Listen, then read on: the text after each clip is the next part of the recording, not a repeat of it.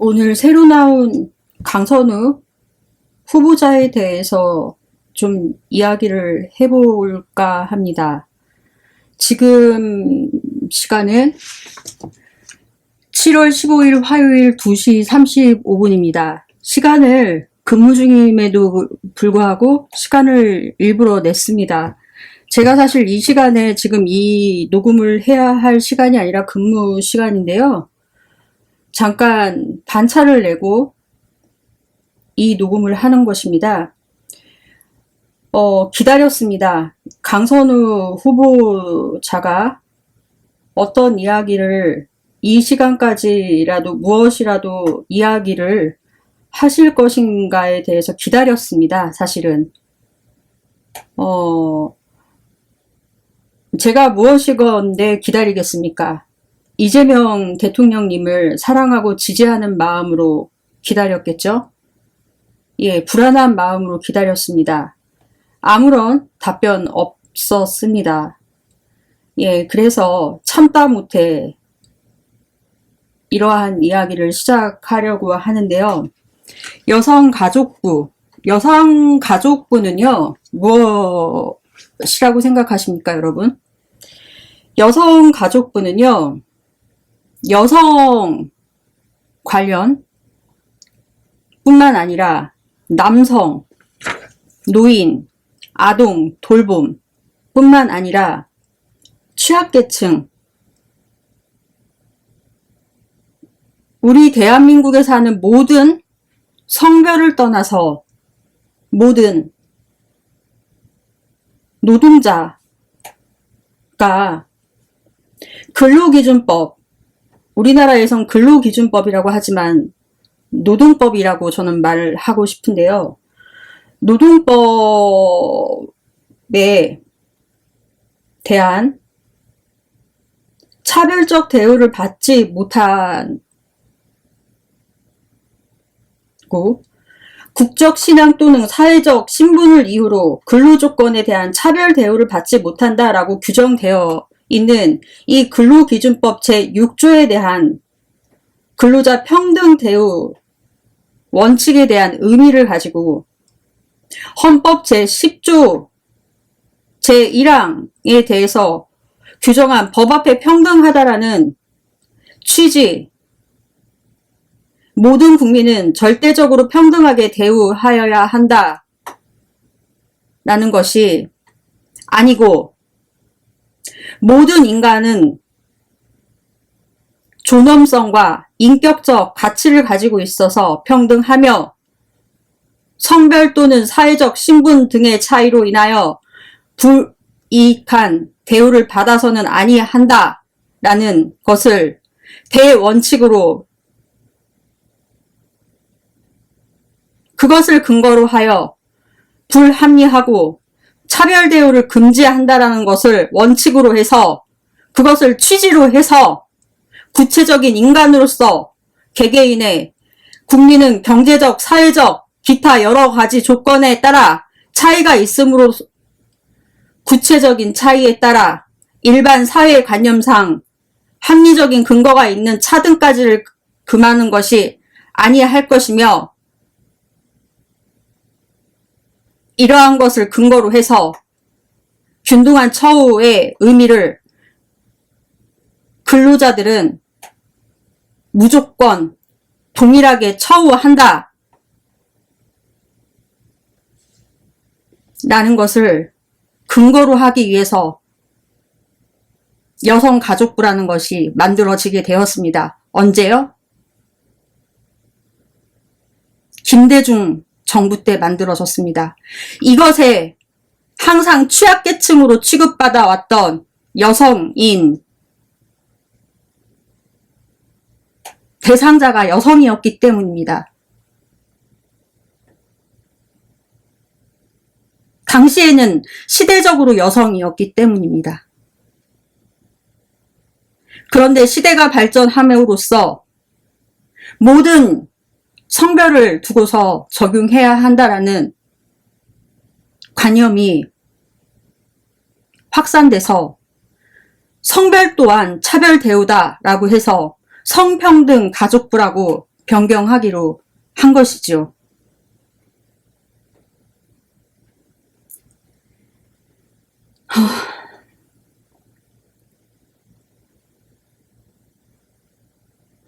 여성가족부의 근본적인 일은 근로관계가 성립된 이후에 이 근로관계를 규율하는 것을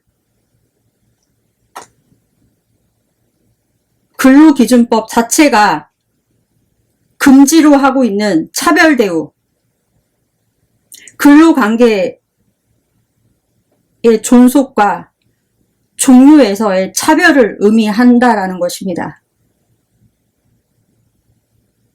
남녀 고용 평등과 일, 가정, 양립, 지원에 관한 법률, 고용정책, 기본법, 모집, 채용 과정에서의 차별에 대해서 적용되면 안 된다. 성차별에 대해서는 차별 대우를 금지한다. 근로조건에 대해서 차별적 처우 또한 규정을 하고 있습니다. 이것을 토대로 하고 당시 사회적 약자였던 여성가족부가 생겼던 사회적 약자였던 당시 여성을 조금 더 일자리에서 탄력적으로 근무할 수 있게끔 처우 개선을 해줄 수 있게끔 고용을 창출할 수 있게끔 만들어 줄 수 있는 여성의 일자리를 확산시킬 수 있게끔 하기 위해서 만들어졌던 게 여성가족부였습니다. 그런데 이것이 와전돼서 성차별이라는 것으로 남성 또는 여성에게 관한 성과 관련하여 합리적 이유 없이 불리하게 또 대우하는 행위로 나누어졌습니다. 남녀 간의 차별적인 대우로 남성 또는 여성이라는 이유로 그렇기 때문에 부당하게 차별 대우하는 것은 부적절하다라고 대법원에서도 판시했기 때문에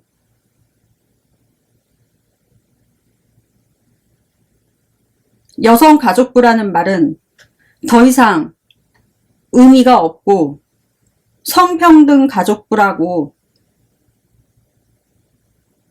이제 변경을 한다라고 합니다. 그러한 가족부 장관, 이것은 사실상 당시에 시대적으로 여성의 사회적 진출이 어려웠던 시기였기 때문에 고용 노동을 창출하기 위한 구제 수단이었던 한 방법의 금융 조건으로 일시적으로 만들어졌던 것이기 때문에 저는 해당 가족부에 대해서는 이것은 없어져도 무관하다라고 생각을 합니다. 제가 과거 영상에도 올렸다시피 이렇게 될 것이면 모든 모든 성별에 모든 약자에마다 가족을 붙여다. 남성은 왜 가족이 아닌지 모르겠다. 노인은 왜 가족이 아니냐. 아동은 가족이 아니냐. 엄밀히 말하면은 고용 창출을 위해서 만들어진 것이었거든요.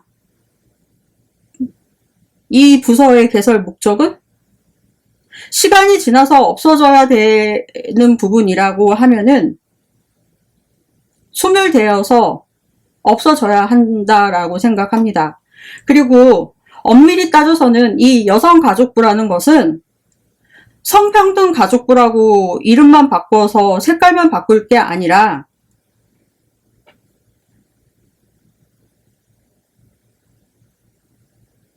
노동부로 가는 게 맞다라고 생각하고 노동부 하위 근무부서로 가는 게 맞다라고 생각을 합니다. 이러한 근본적인 상식도 없이 가족 관련, 인간 관련해서 전공을 했다라는 사람이 여성가족부 장관으로서 채용이 된다?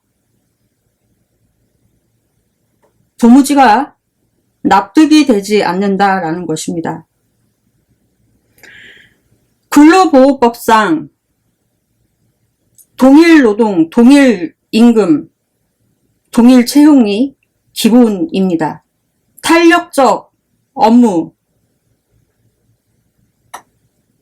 기본이고요. 국회의원은 노동자 아닙니까? 공무원도 노동자입니다. 강선우 씨, 공무원도 노동자이고요. 변호사도 노동자입니다. 땅에 씨앗을 뿌리고 농업인이 아닌 이상, 생산자가 아닌 이상 우리 모두 다 노동자입니다.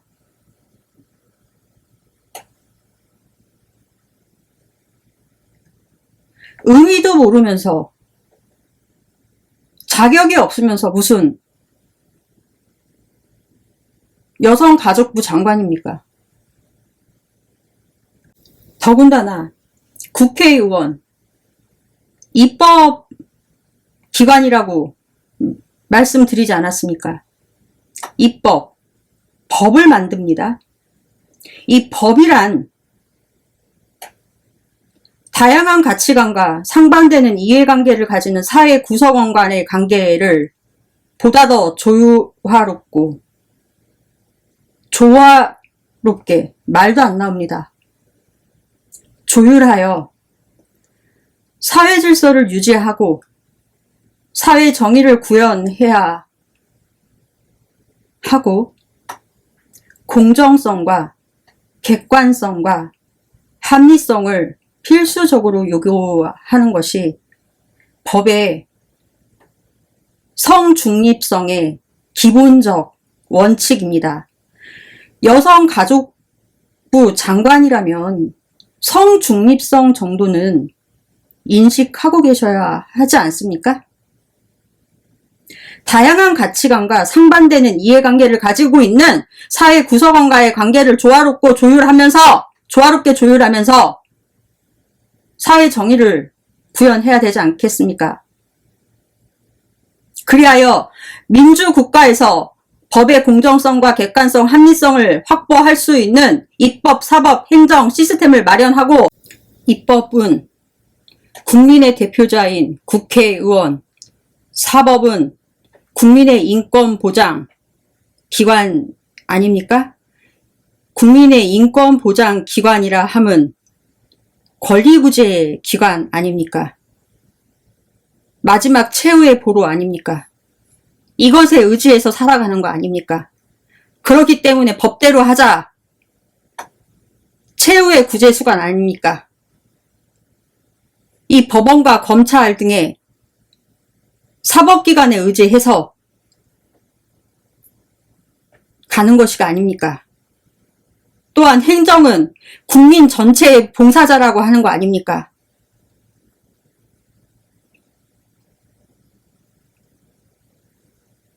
행정기관의 공무원들은요, 국민 전체의 봉사자입니다. 그렇기 때문에 국민을 위해서 공정하고 합리적으로 만들어져서 적용이 돼야 되고 집행될 수 있도록 하기 위한 것이 여성가족부가 만들어진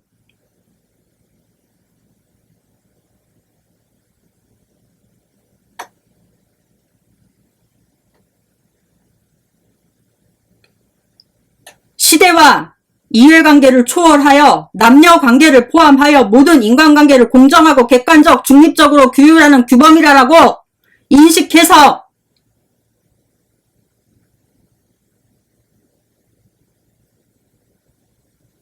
활동하는 것을 목표로 삼아서 만들어진 것 아닙니까? 강선우 씨, 이거 아십니까? 근데 당신 뭐 했습니까?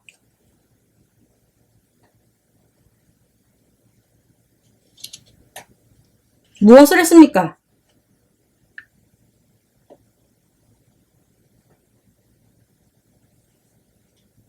이건 아니다 싶어서 한 말씀 드리고 넘어가는 것입니다.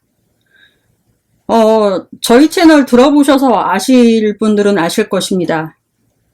이재명 대통령의 인사에 대해서 이유 없이 반론을 제기하시는 분들 또는 언론사들 여러 가지로 비판했습니다.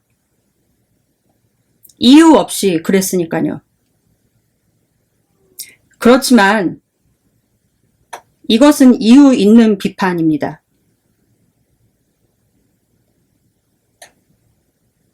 그러니 이것을 가지고 너는 그들과 뭐가 다르냐 라고 말씀하신다라면은 그거는 비교 대상이 틀린다라는 것을 서두에 미리 말씀을 드리면서 시작을 해볼까 합니다.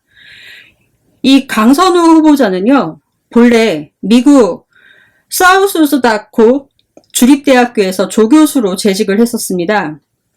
당시 가족관계에 대한 부분을 전공을 해서 이 대학에서 강의를 했다라고 합니다.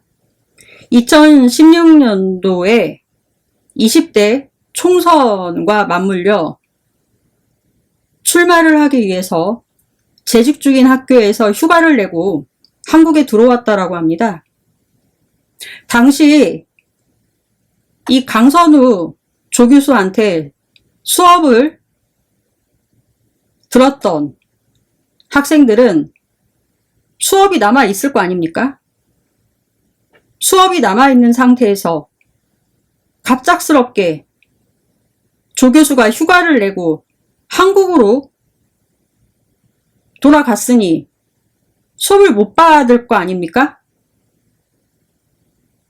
그러고 나서 이 강선우 씨는 어떻게 행동을 했느냐? 학교 측에다가는 휴직계를 내고 남아있는 강의에 대해서는 온라인 방식으로 진행한다라고 밝혔다라고 합니다. 그렇게 수업 진행 방식을 밝힌 이후에 학생들의 이제 강의를 진행을 해야 하는데 수업은 뭐 들쑥날쑥이고 수업은 뭐 강의 온라인 수업을 떠나서 온라인 뭐 이런 상태도 형편이 없었고 그리고 과제만 공지를 한 게 전부였다라고 합니다.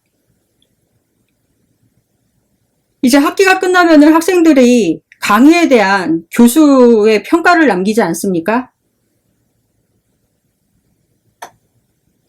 남기는데요. 뭐라고 남겼냐? 끔찍하다. 역겹다. 라는 글이 주류를 이뤘다고 합니다. 그리고 한국에서 장관 후보자로 지명됐다라는 이 언론의 기사를 보고서 언론사에 댓글을 남겼는데요. 한국의 행운을 빈다 라는 비아냥되는 글을 남기기까지 했습니다.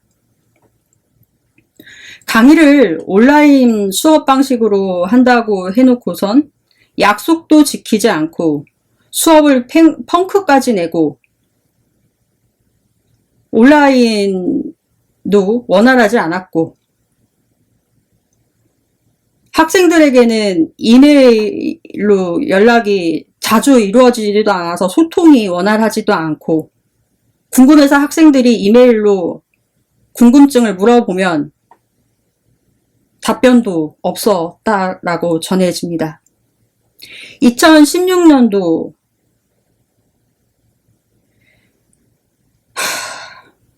답답합니다. 말하면서도 2016년도에는요. 이 강선우 의원은요. 강남구 쪽에 처음에 민주당 의원으로 출마를 했다, 낙선을 했다라고 합니다. 그리고 나서는 21대 국회에서는 김태섭 의원이 날아가면서 어떻게 보면은 이제 착출돼서 강서구 지역으로 갑작스럽게 이제 착출돼서 간 사람입니다. 한마디로 얼떨결에 이제 간 거죠. 강남구에서 강서구로. 민주당이 이제 강서구에서 표를 뺏기면 안 되기 때문에 강남구 쪽에서 출마했던 사람이 강서구 쪽으로 갑자기 그쪽으로 이제 착출돼서 이동을 하게 된 경우입니다. 지역구 뺏기면 안 되니까.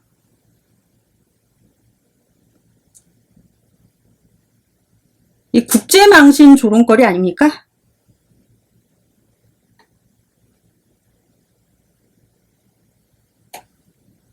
국회의원을 하게 된 동기도 이메일로 자신이 꼭 민주당 의원이 되고 싶다라고 하면서 여러 차례 민주당 측에 이메일을 보냈다라고 합니다. 아주 대단하십니다. 자신이 근무하던 대학에서, 미국의 대학에서 한국인의 얼굴을 하고서는 뻔뻔하게 본인이 조교수라고 근무하면서 재직을 하고 있으면서도 마음속으로는 정치권으로 진입해야 되겠다라는 욕망을 가지고 민주당에는 국회의원 되겠다라는 이메일을 수십 차례 보내고, 한마디로 얘기하면은 근무했던 대학도 나중에 정치적으로 활용하기 위한 스펙 쌓기용 아니었습니까? 그러니까 이런 식으로 이쯤하면 경력 다 쌓았다 라는 생각이 들어서 지속적으로 민주당 내에서 대학에서 근무하면서 한마디로 자소서 보낸 거 아닙니까? 그러한 욕망 가지고 스펙 쌓아가면서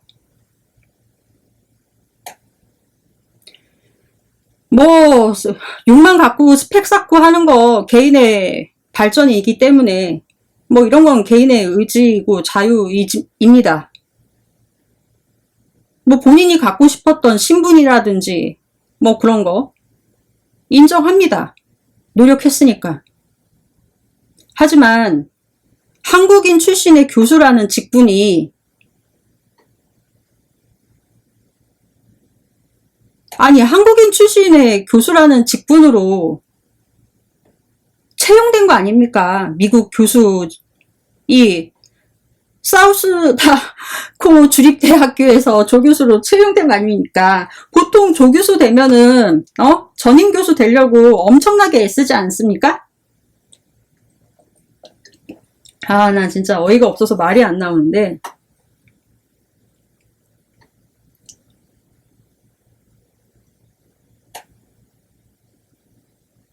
그렇다면 한국인 출신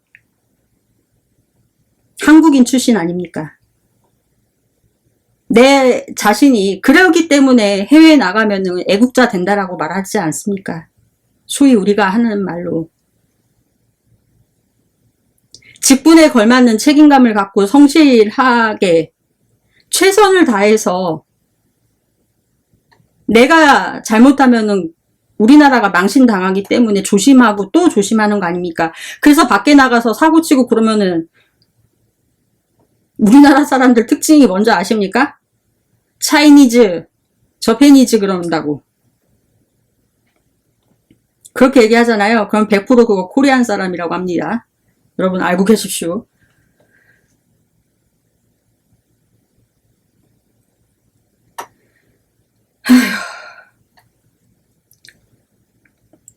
그런 게 마땅한 거 아닙니까? 아니 근데 궁금한 게요. 이 강선우 씨라는 사람이 미국의 사우스다코 주립대학교에서 조교수로 채용되기 이전에는 어느 곳에서 있었고 또 그곳에서는 어떻게 근무를 했으며 어떻게 퇴사를 했는지가 갑자기 궁금해졌어요. 저 이 얘기 듣고서. 이 언론 보도 보고서 갑자기 궁금해졌어요, 사실. 이 인사평가할 때요. 인사채용 평가할 때 가장 중요하게 봐야 하는 것입니다. 저는 사실 과거 전 직장에 직원 채용할 때 전 직장의 근태를 가장 중요하게 봅니다. 그러니까 채용할 때 전화를 해서 물어보는 것이 아니라 근태가 안 좋은 사람들은요. 저의 마지노선이 있어요.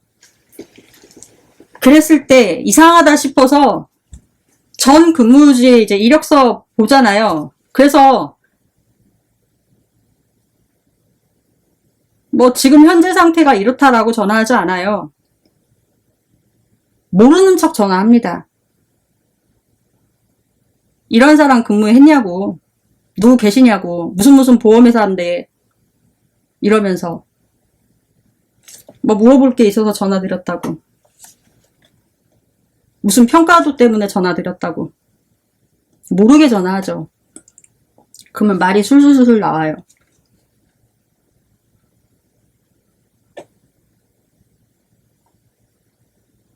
퇴사는 물론 좋게 할 수는 없습니다.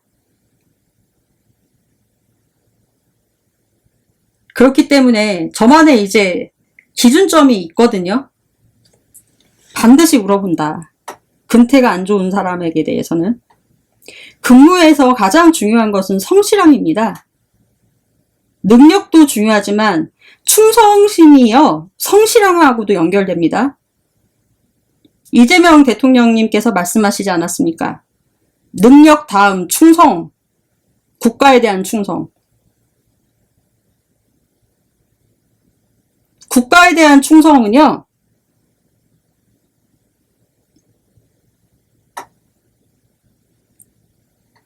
공인인 국가에 대한 충성이죠. 국가의 녹을 먹는 사람은 공인. 사업체에서 일을 해서 월급을 받는 사람은 노동자.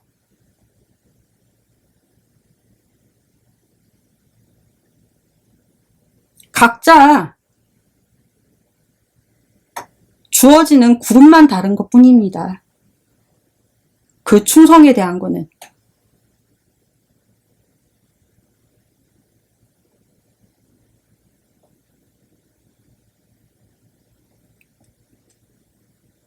충성심은 성실함과 연동되어 있다라고 말씀을 드리고 싶고, 이 강선우 씨가 어이가 없는 게 이 온라인 강의를 한다라는 2016년도를 보면은 코로나도 아니었습니다. 그렇다면 이 줌 화상 강의가 활성화된 시점도 아닙니다. 자, 잘 생각해 보십시오. 이 자기만의 계획으로 학생들에게는, 수강을 한 학생들에게는 수업료를 내지 않았습니까? 학교에. 이만저만해서 자기가 갑자기 휴가를 내게 됐고 자리를 비우게 됐다, 사정 고지했습니까? 하지 않고 갑자기 학교에도 휴가를 냈다라고 합니다. 그러면 이 학생들만의 문제냐? 이 학생들을 학교를 보내기 위한 등록금 납부한 학부형, 학교 측에도 막대한 손해를 입혔다라는 것입니다. 자기만의 계획을 고집하면서 마치 당연하라는 듯이 아무렇지 않게 마치 지시 내리듯 아니, 이 사람들이 이 강선우 씨가 휴가계 내고 한국 간다라고 하면은 이런 지시를 따라야 합니까?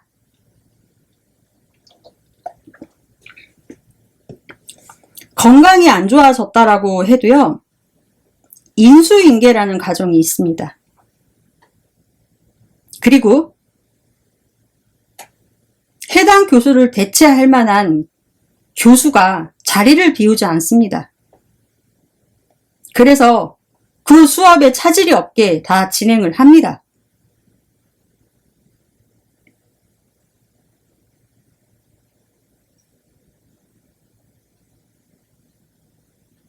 이건 말이 안 된다. 프로도 아니고 이 교수라는 사람이 정말 이거는 말이 안 된다라는 것입니다. 아무리 제자라고 할지언정 저는요, 이 하나만 봐도 답이 나온다라는 것입니다. 이 여성의 이력을 추적을 해보면은, 그리고 이 여성의 이력을 추적해서 평판을 확인해보면은 다 나올 수 있다라는 것입니다. 이 여성의 뭐 세금이나 재산소득 신고나 이런 것 다 필요 없어요. 이 여성의 이력을 하나하나 역추적해보잖아요. 그러면은 이 여성의 그로 인해서 평판을 하나하나 다 들어보면은 바로미터를 알아보면 다 나올 수 있다라는 것입니다. 안 들어봐도 답 나옵니다.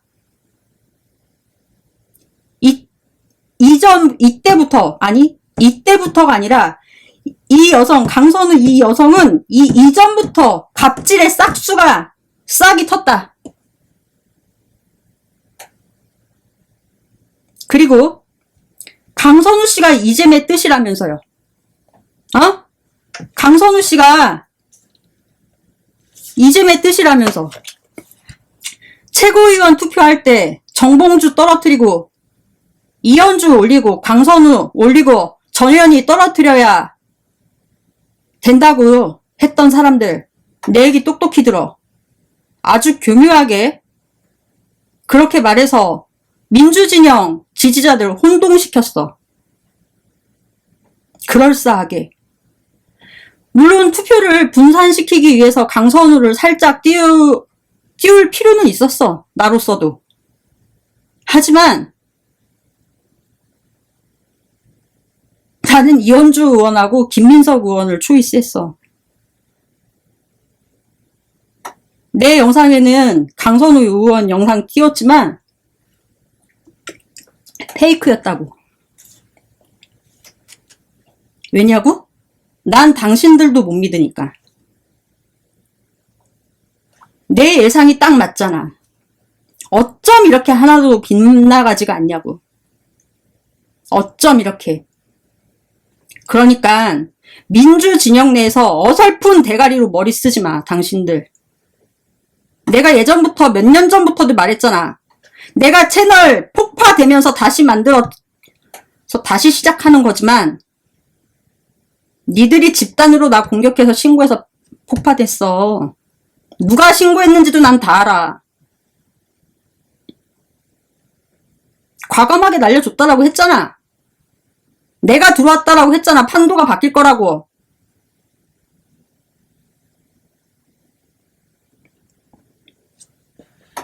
당신들 정신 차려. 그러니까 잠깐 옆으로 샜습니다. 분노 게이지가 막 풀 게이지로 상승을 해서 나 참자. 여러분 아셔야 되실 게 있습니다. 민주당 내부에는요, 수박이라는 것으로 칭하는 의원들은요, 지난 공청 과정에서요, 정리가 다 됐어요. 여러분. 정리가 다 됐어요. 이것에 적응하지 못하고 있는 사람들은요, 이미 나갔고, 설사 과거에 그랬던 사람들이라 할지라도요, 시대의 흐름과 이 변화에 맞춰서요, 자신들이 변해서 정권을 따라가게끔 되어 있습니다. 국회의원은 머리 좋은 장사꾼입니다. 쉽게 말씀드리면. 자기가 어떻게 해야 될지 누구보다도 더 잘 알고 있는 고학력, 머리 좋은 장사꾼이라고 생각하시면 돼요. 머리 나쁜 게 아니에요. 억지 주장하는 게 이게 답답해 보이시죠? 그 사람들이 그냥 하는 소리가 아니에요, 여러분. 일부러 그러는 거예요, 여러분. 우리보다 멍청해서 그러는 게 아니에요. 훨씬 더 똑똑해요. 그러고 아셔야 될 게, 다만 이 기웃거리는 일당들이 있을 뿐입니다. 외부에서 있고 이 권력에 도전하는 사람들이 있다라는 것입니다. 그런데 문제가 뭐냐면요. 그냥 지금부터 이제 편하게 좀 말씀을 드려볼게요. 이 권력자들 틈에서, 틈바구니 속에서 소위 이제 기생해왔던 사람들 있지 않습니까? 자기들이 이제 숙주였던 사람들은 없어졌어요. 근데 이제 숙주가 없어졌고 이 기생충들은 밖으로 빠져나와 있어요. 이 기생충들은 어디론가 이제 소위 이제 정치인이 되지 못한 이무기들, 이무기 축에도 못 껴요. 이 기생충들은 잔존을 해서 민주당을 이제 지금처럼 흔들고 있다라는 것이에요. 이 흔들고 있는데 크게는 못 흔들고 있는 것이죠. 소위 말해서 문파, 문골 오소리, 이 대깨문들이 자신의 흔적 지우기들과 함께 해서, 이 사람들 자기가 그렇다 그러면 아니라고 하죠. 국회의원의 보좌관 또는 이 보좌관 자격이 안 됨에도 불구하고 뭐 과거에 뭐 포스터 뭐 아이디어에 참여했다라는 이유로 보좌관이 되기도 하고, 뭐 그럴싸하게 자원봉사자로서 참가했다라는 이유로 민주사회에 알지 못하는 운동, 시민운동에 이름을 걸고 자원봉사했다라는 이유로 의원들의 보좌관 혹은 국회 쪽 어리 한 자리라도 차지하기 위해서 국회의원 혹은 뭐 이제 보좌관들과 친분을 있는 사람들에게 소식을 전달하고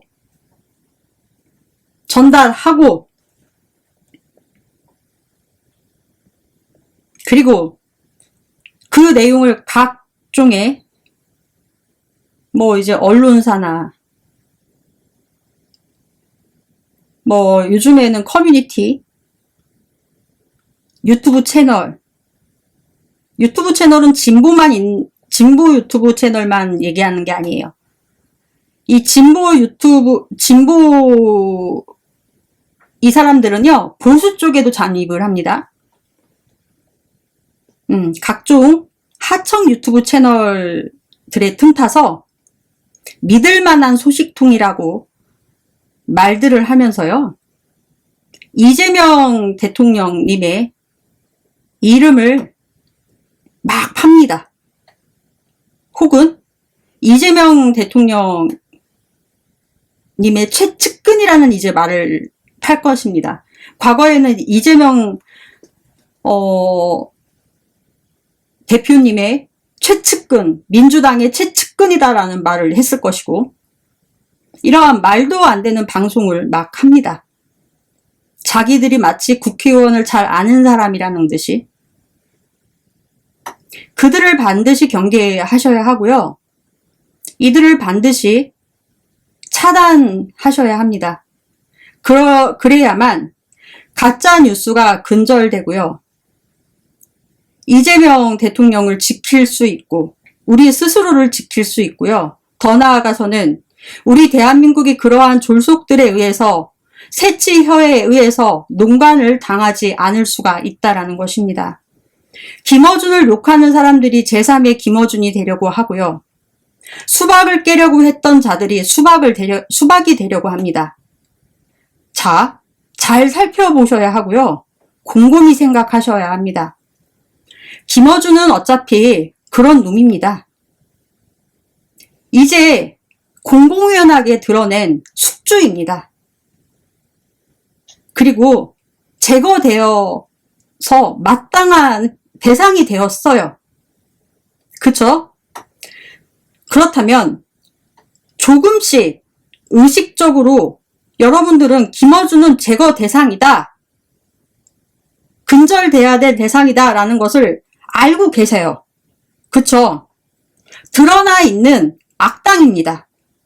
제거되어야 할 마땅할 존재라는 것입니다. 처단되어야 될 대상이 김어준이다.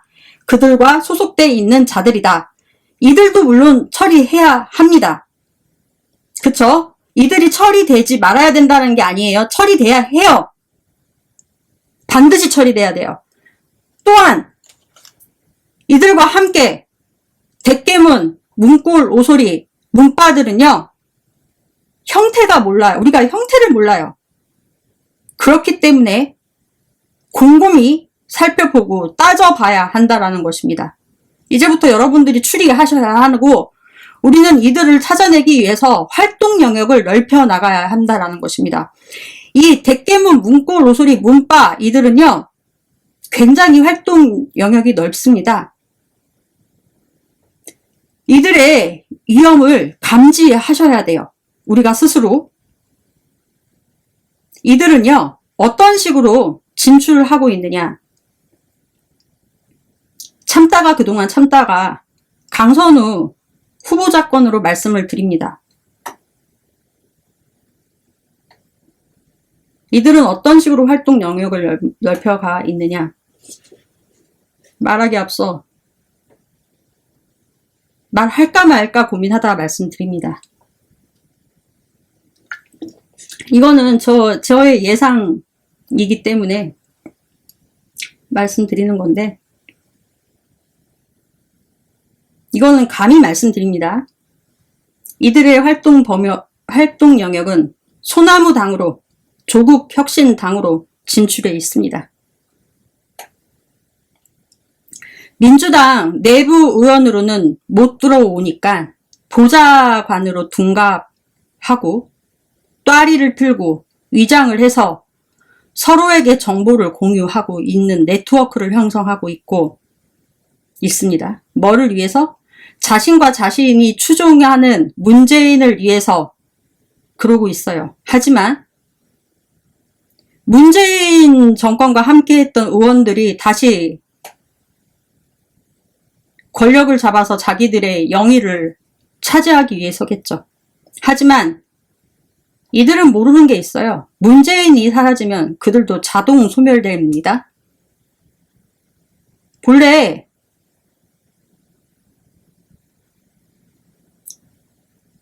장군들 여러 마리 죽이는 것보다요, 그 장기를 둘 때도요, 저 이제 바둑을 두다 보니까 요즘은 안 두는데, 바둑을 두면요, 장군 멍군 하잖아요. 장군 멍군 여러 마리 죽이는 것보다요,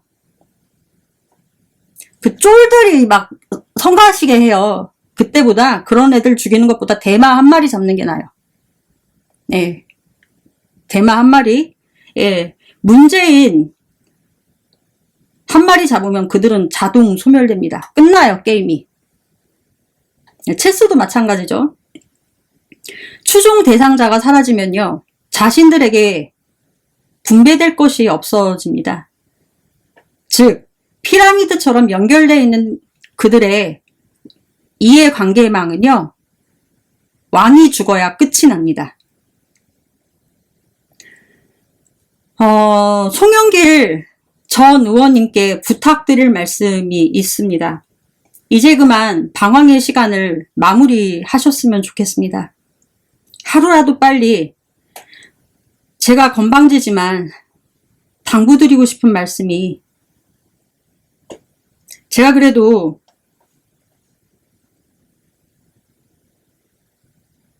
학교 다닐 때 선생님들이 저한테 와룡 선생이라고 해갖고 제가 삼국지를 읽게 되었는데, 선생님들이 저한테 붙여주신 별명이었거든요. 그러니 공부 열심히 하라고. 예,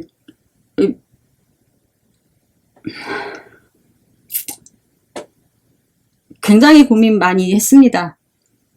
감히 건방지게 들리실까봐 말씀드리는데, 하루 빨리 소나무당과 결별을 좀 하셨으면 좋겠습니다. 이 소나무당 해산하셨으면 합니다. 지금도 그들로 인해서 너무 힘드시지 않습니까? 뭐 6억이라는 또 뭐 정당 만드실 때 투표 선거하시면서 빚이 있다라고도 들었어요. 참 많이 괴롭고 그런데, 좌우당간 이 송영길 전 의원님에 대해서는 나중에 한번 얘기할 일이 있을 것입니다. 그래서 그때도 소나무당 만드는 걸 그렇게 반대했습니다. 이들이 송영길 전 의원님의 명성을 이용하는 것을 너무 눈 뜨고 볼 수가 없었기 때문이었습니다. 강선우 의원 보좌관의 어머니라는 사람이 온라인에 글을 올렸다라고 합니다. 심지어 아이디는 소나무 언니라는 닉으로 글을 올렸다라고 합니다.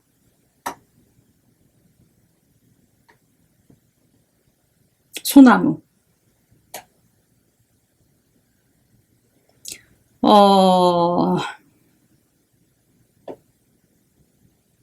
왜 하필 또 소나무일까요?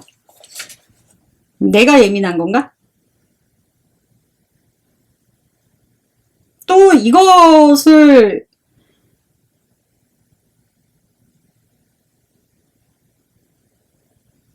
제보받고 제보를 또 읽어주신 분이 또 과거 또 소나무당을 지지하고 그랬던 분의 유튜브 채널입니다. 그랬던 채널이에요. 예의주시하지 않을 수 없지 않습니까?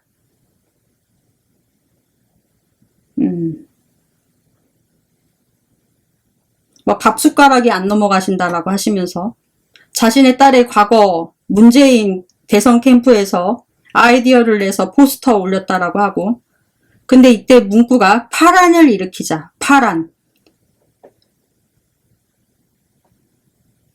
그걸로 국회의원 보좌관이라는 직에 들어갔다라고 합니다. 강선우 의원 보좌관 진에 들어갔다라고 합니다. 2년 동안 근무를 했다라고 합니다. 2년이라고 추정하는 것은 강서구청 캠프에 들어갔다라고 해요.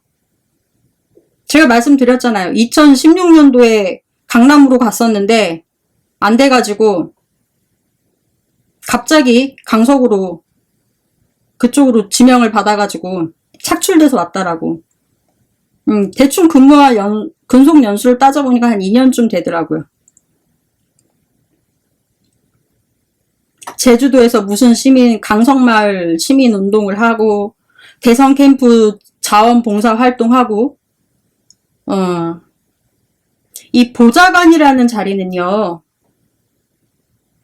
공무원으로 4급, 5급, 6급, 7급입니다. 보좌관 하는 일은요, 대선 캠프 봉사하고, 시민운동하고, 포스터 아이디어 냈다라고 들어가는 일 아니에요. 제 친구가 국민의힘 보좌관이거든요. 변호사예요. 박사예요.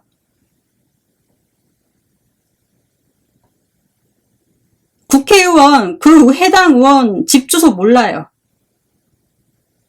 차 치우지 않아요.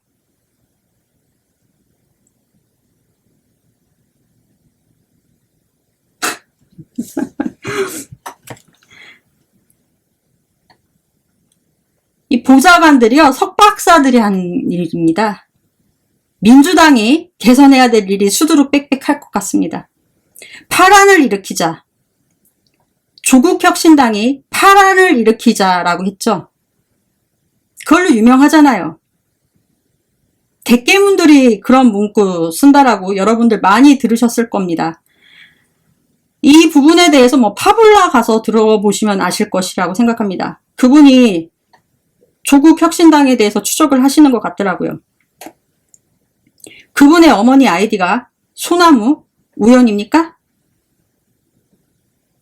소나무당이 전국에서 지난 총선 때 연동형 비례대표제 하면서 전국에서 3% 지지를 받지 못하지 않았습니까? 그로 인해서 조국혁신당이 비례의석이 10석에서 12석으로 늘어났습니다.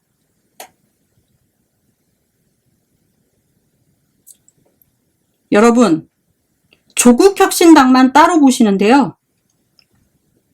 송영길 씨는 저는 사실 따로 봅니다. 그래서 처음에 사실 송영길 씨도 의심을 했어요. 정유라 씨 뉴탐사랑 같이 나온 영상 보고. 근데 이 소나무당이 송영길 전 의원을 이용해서 민주당을 뒤흔들려고 했던 것이라는 결론을 내렸는데요.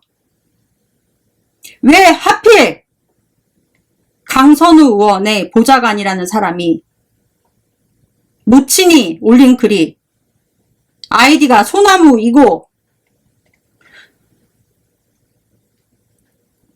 소나무당을 응원하고 현장 유튜브 촬영을 해서 구독자를 끌었던 자들이 강선우를 정봉주를 떨어뜨려야 한다라고 하면서 강선우를 지지하자라고 모사를 부렸고 그들이 또 보좌관 모친의 글을 소개를 하고 이러한 것들이 우연입니까?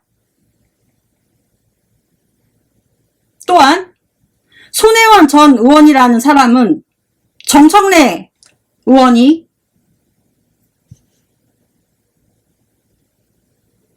현재 지역구로 있는 마포구 지역구를 물려받았었습니다.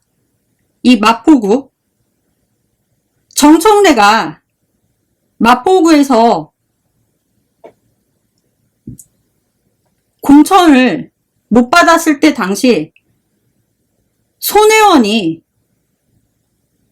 정청래 대신 1선을 했습니다.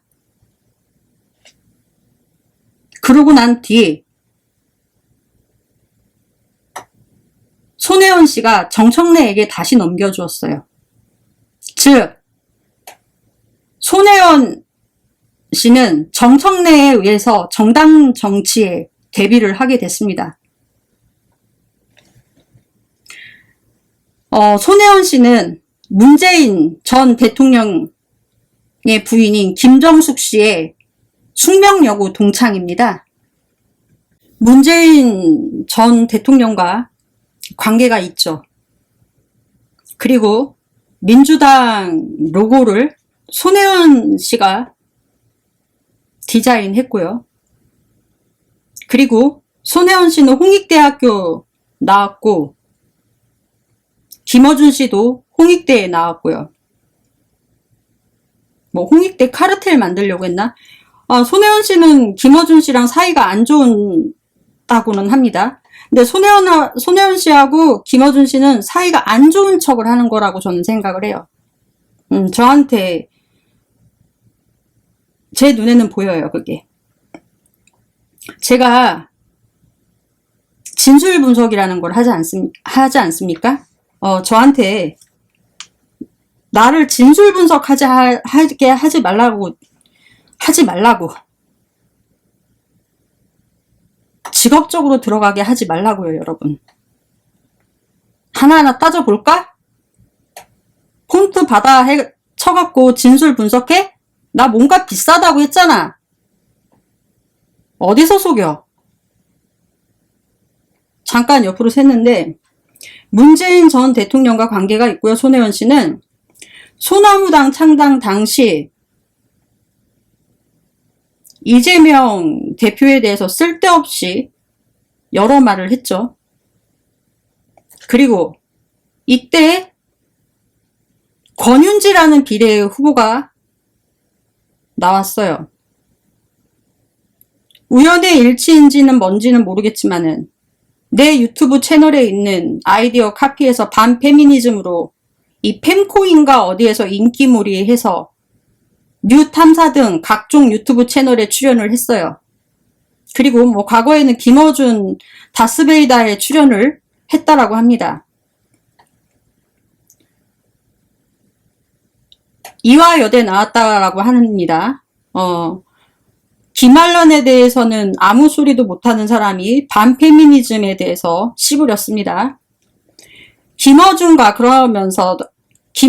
절친인 박구용과 권윤지는 함께 광주에서 만남도 가졌어요. 솔직히 물어봅시다. 권윤지가 유명한 작가입니까? 응? 비례로 후보로 나왔다라고 해서 이 박구용 교수가 권윤지라는 사람을 만나줄 이유가 있습니까? 박구용 교수를 내가 더 잘 알아요. 이 사람은 직접 만난 적은 없지만 이 사람을 잘 아는 사람을 내가 알아요. 나는 박구용 교수를 만난 적은 없지만 이 사람을 누구보다도 잘 아는 사람을 내가 안다고. 가장 잘 알았던 사람, 치를 떨리게 잘 알았던 사람. 희한하죠?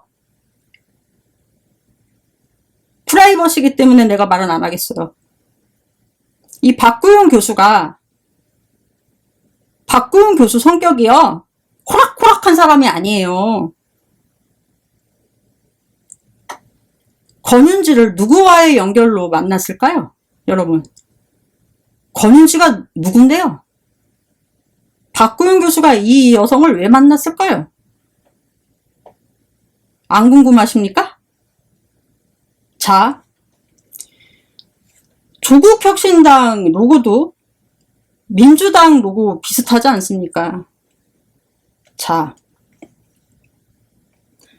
김어준, 손혜원, 소나무당, 조국혁신당,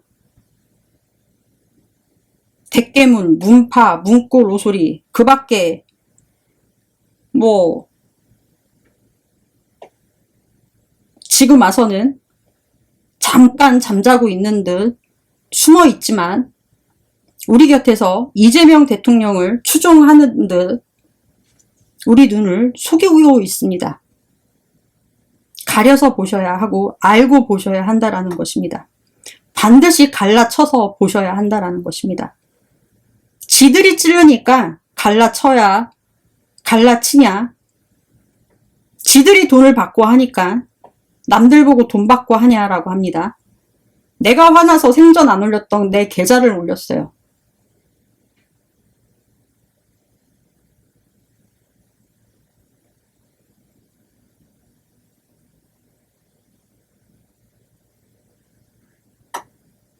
제주도 강정마을에서 빨갱이 소리를 들어가면서 6개월 동안 시민운동을 했다고요?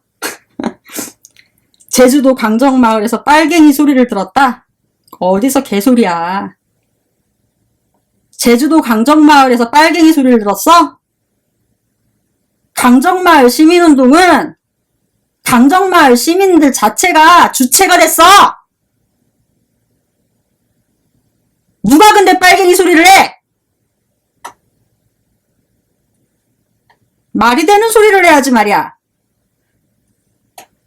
참고로 희한하죠?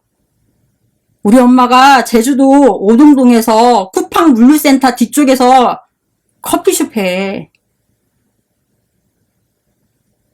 여보세요들. 거짓말을 치려면 정도껏 쳐세요. 제주도에서 우리 엄마 이름 대면 다 알아.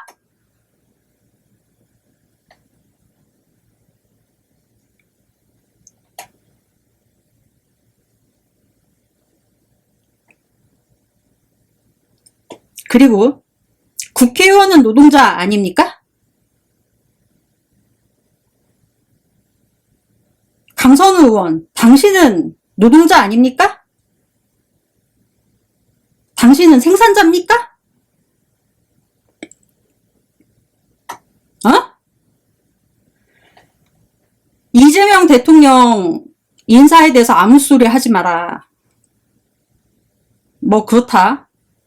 강선우 의원에 대해서 이런 이야기 하면은 국민의힘 의원은 말도 안 나와. 국민의힘 어떤 의원의 경우를 이야기를 하고 뭐 민주당을 탈당하고 국민의힘으로 이제 뭐 비로소 본인의 뭐 정체성을 찾아서 떠나간 이제 뭐 이낙연을 빗대어서 이야기를 하시는 분들 계십니다. 비유라는 건 그렇게 하는 게 아니죠. 비교가 틀렸다고. 경우가 아니라는 얘기입니다.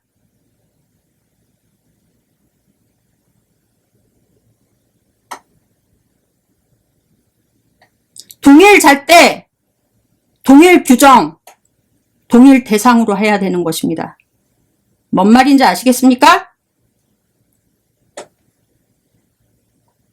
남이 무단횡단을 한다라고 해서 눈치를 보면서 주변이 사람이 없고 차가 없다라고 해서 보는 사람 없어서 괜찮으니까 난 좀 빨간불이지만 횡단보도에 서 있어요. 아무도 없어. 건넜어. 처음에는 별일 없어요. 두세 번, 네 번, 다섯, 여섯 번 아무 일 없었어요. 그런 게 이제 습관이 됐어. 그런 뒤 어느덧 내 손을 잡고 있는 내 아이와 함께 나도 모르게 무단횡단을 하고 말았네. 아무 일도 그때도 발생되지 않았어요.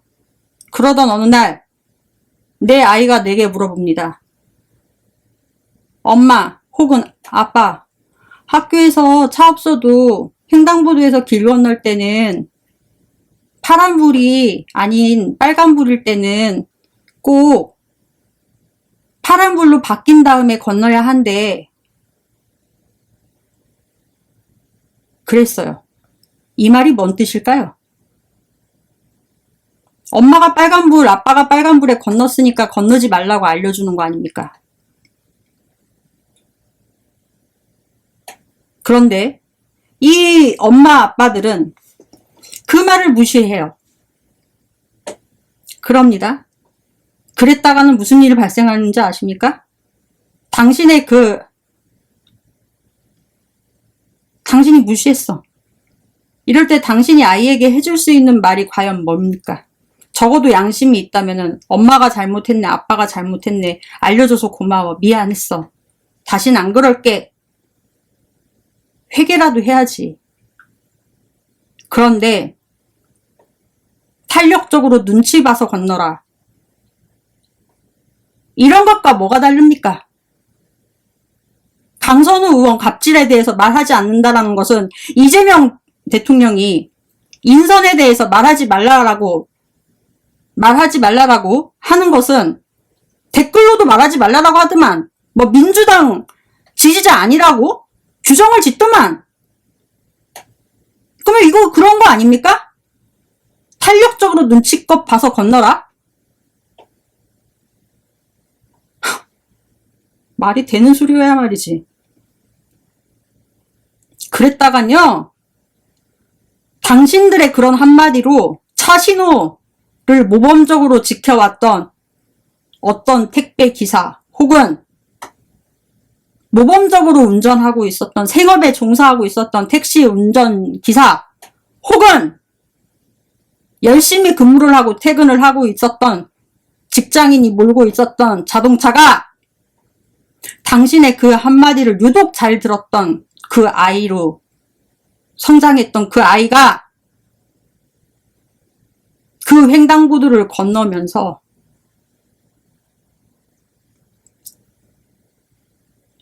불행이지만 다행히도 다쳤다라면은 다행이에요. 하지만 생명을 앗아갈 수도 있는 상황에 빠질 수도 있고, 당신의 아이만 문제가 돼? 이러한 사람 특징은 뭔지 아십니까? 내 아이 죽었다라고만 억울함을 호소해요. 자기가 이러한 상황을 했다라는 거는 이해하지 못해. 당신이 이런 걸 알려줘서 당신의 아이가 무단횡단 해갖고 한 사람 인생을 살인자로 만들었다고. 차로 인해서 아이가 죽음으로써 그 집은 택배기사로, 택시 운전사로 그 직장에 근무하지 않으면은, 일을 못하면은 노부모를, 내 3살 먹은 딸, 아들을, 나로 인해 임신한 아내를, 지금 다리를 다치고 잠깐 쉬고 있는 내 남편을 먹여 살릴 수 있는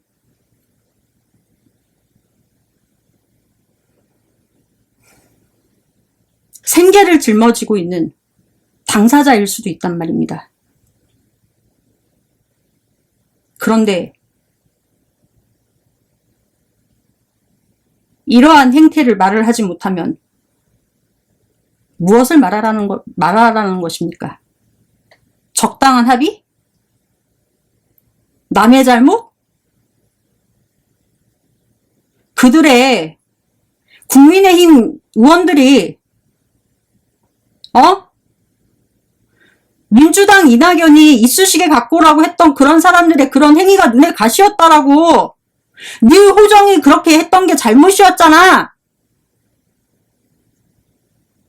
그런 게 갑질이었다고. 그렇기 때문에 정의당이, 류호정이 있었던 정의당이 그렇게 된 것이고, 그렇게 갑질했던 정의당이 그렇게 됐고, 그렇게 갑질했던 국민의힘이 그렇게 썩은 거 아닙니까? 그런데 민주당에서, 그것도 시민을 대표로 해서 대통령이 된 국민주권정부라는 타이틀을 걸고 있는, 대개혁을 앞두고 있는 이재명 정부라는 곳에서 이러한 논란을 쉬쉬합니까? 니들이나 그렇게 처하고 살아. 난 내 눈 뜨고 그런 걸 못 봐. 그리고 참고로 얘기할게. 우리 큰어머니가 장상정 국무총리 후보였어요.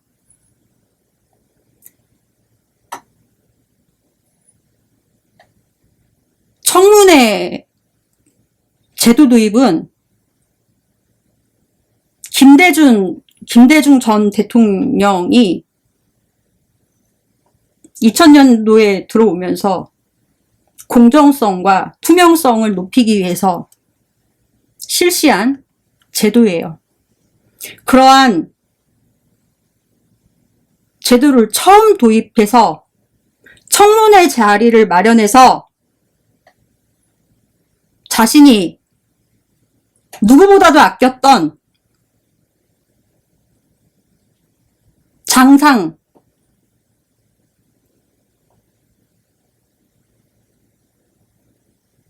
우리 큰어머니를 후보로 내정을 했습니다.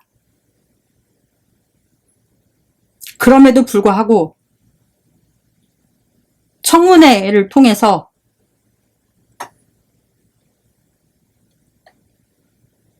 입증을 했음에도 불구하고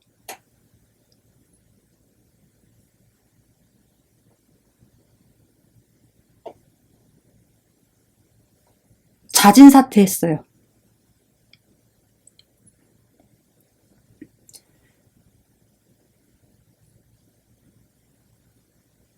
김대중 대통령께서 물려주신 국민참여정부가 물려준 청문회라는 제도 자체를 훼손하지 마시길 바랍니다.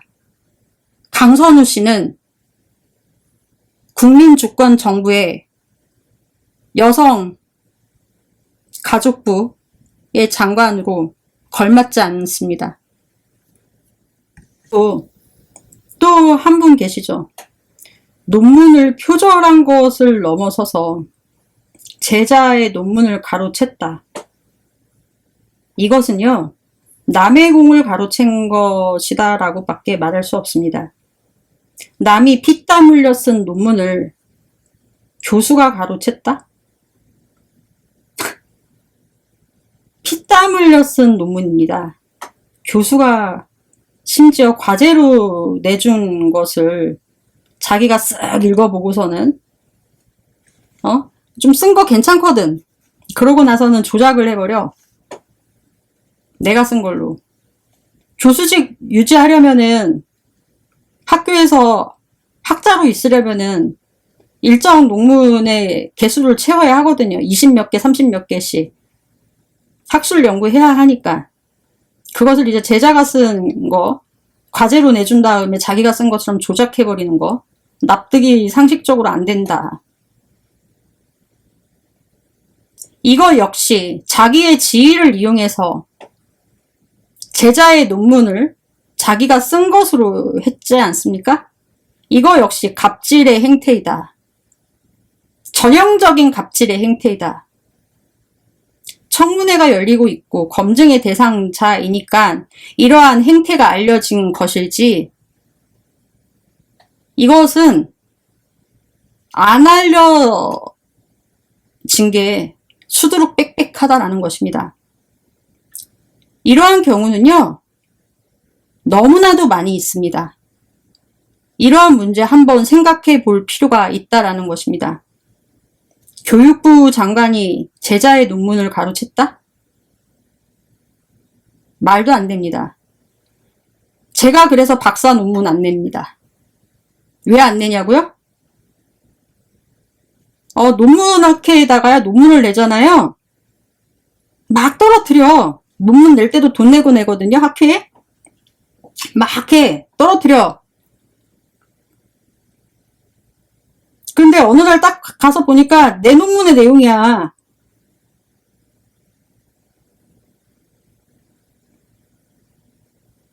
내가 그래서 더러워서 한국에서 박사 안 해. 그리고 나는 지도교수 자연스럽게 밥 사주고 그러는 거, 자연스러운 거 꼴 못 봐. 왜 지도교수 짐을 옮겨야 되고 지도교수 장사를 내가 왜 치러줘야 되는데. 난 그런 거 부탁해서 못한다니까요. 왜 지도교수 그런 걸 왜 해야 됩니까? 그게 왜 관습이야? 한국에 통례가 그래요. 대학원 석박사 되려고 하잖아요. 교수들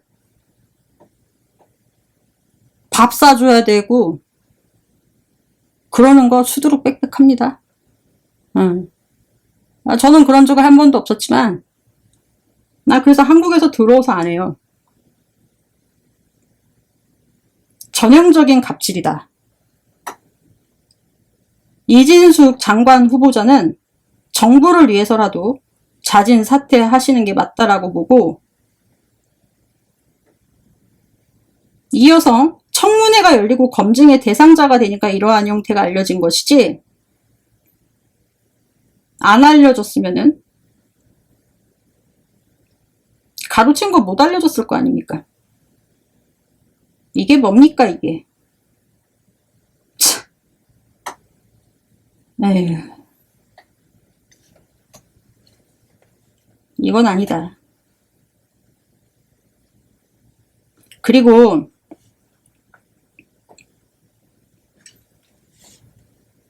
전부터도 말씀드렸습니다. 대통령실 내부 정보에 대해서 철저하게 차단하시기 바랍니다.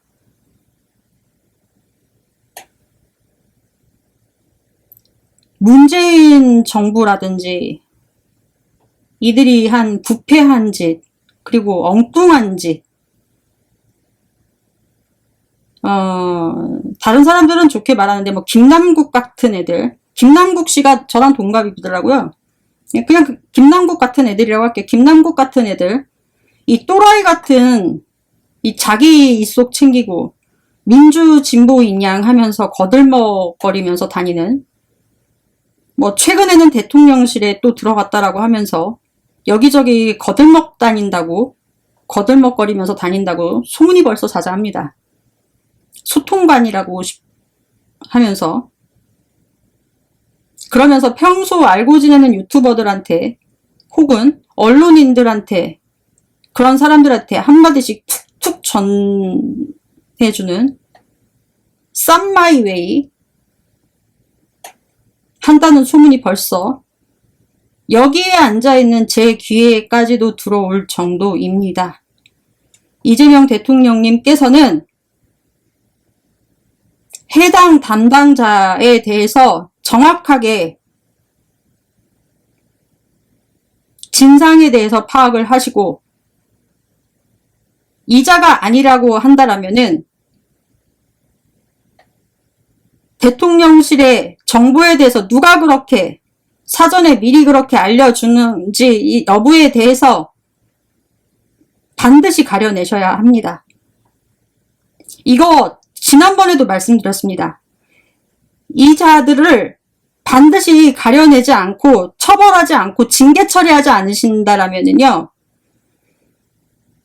2년에 연연하셔서 대통령실 내부의 소소한 부분일지라도 대통령실 팔고 다니는 일 없도록 단속하지 못하시면요, 나중에는 호미로 막을 거 가래로 막는 일뿐만 아니라 전에도 말씀드렸지만 나라 전체에 해악을 끼칠 수도 있습니다.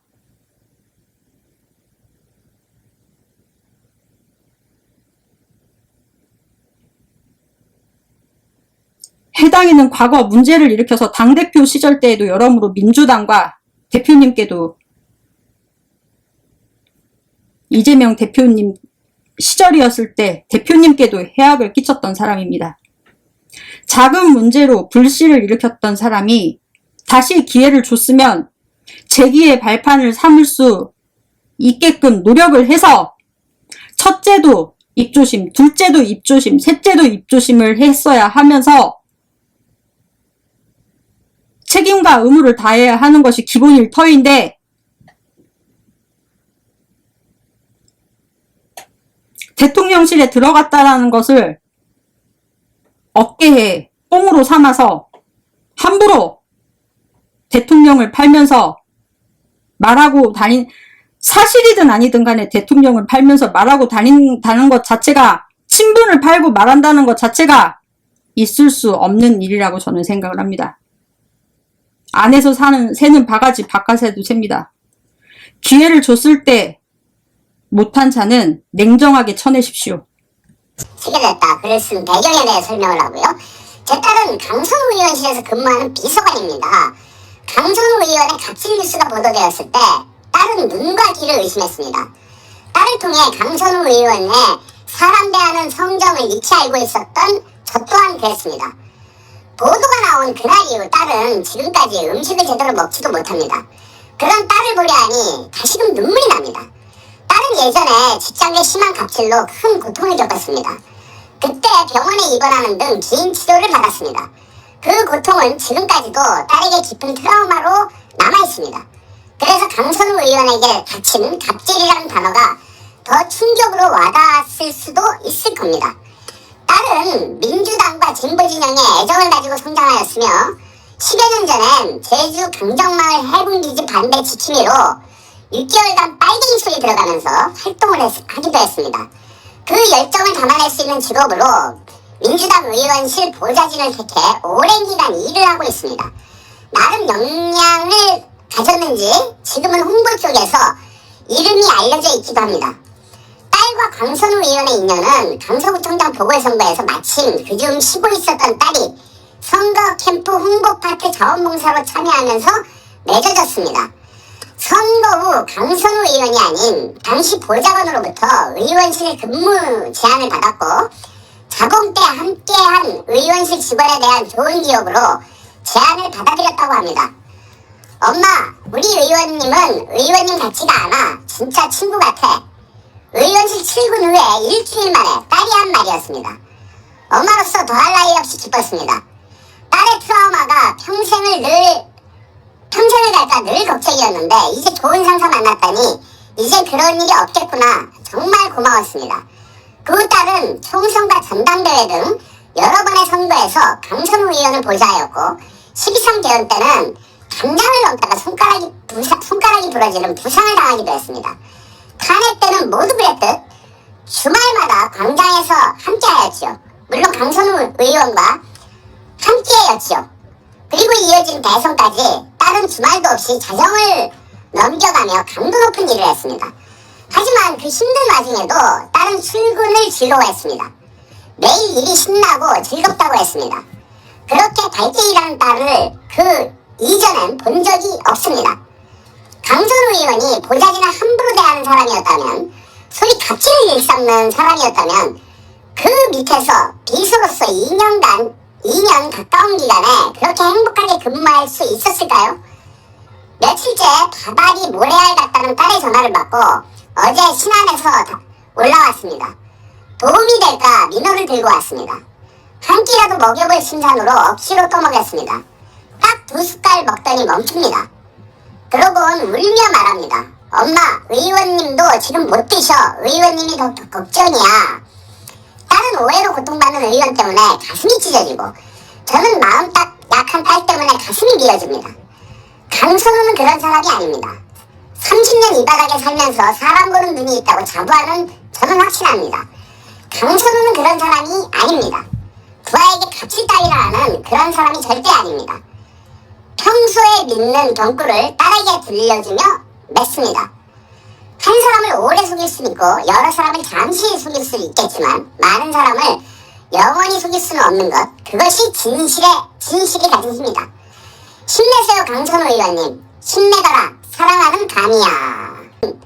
근거도 있어요. 김감이. 감이라는 이름이 흔한 이름은 아니기 때문에 뭐 동명이인은 아닐 것 같고, 사진을 봐도 맞죠? 아까 안경을 벗긴 했는데 아까 강선우 의원과 찍은 사진 뭐 거의 유사한 얼굴입니다. 그래서 강정마을 지킴이로 이렇게 활동을 했었고요.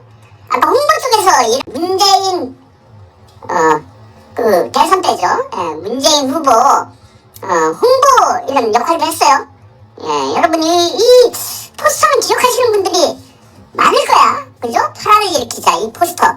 요걸 제작한 분이 이 김단미 보좌관이 요 포스터를